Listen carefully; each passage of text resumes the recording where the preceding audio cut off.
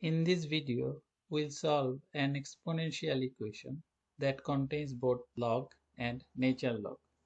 We know natural log e base x can be written as ln x and log base 10x can be written as log x.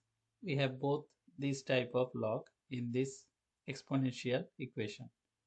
We can take natural log on both sides and we can write ln log x whole to the power ln x equals ln x. From here we can take the power as coefficient and we can write ln x times ln log x equals ln x. Since we know if we have ln x to the power a, we can take this a as coefficient and we can write a times ln x. So we have taken the power ln x as coefficient. So we have applied this rule here. Next we can take everything on the left side and we can write ln x times ln log x minus ln x equals 0.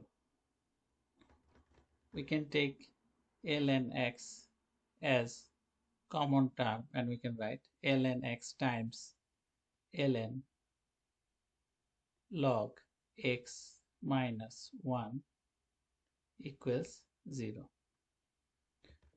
From here we can write ln x equals 0. This first term equals 0, which gives us one solution.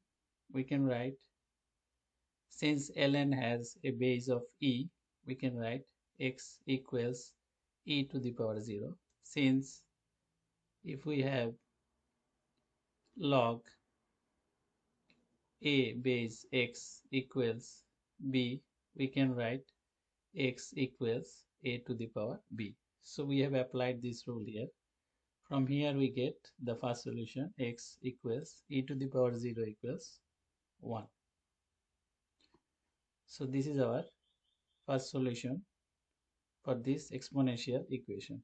Next, we can put the other part, ln log x minus 1 equals 0, which gives us second solution.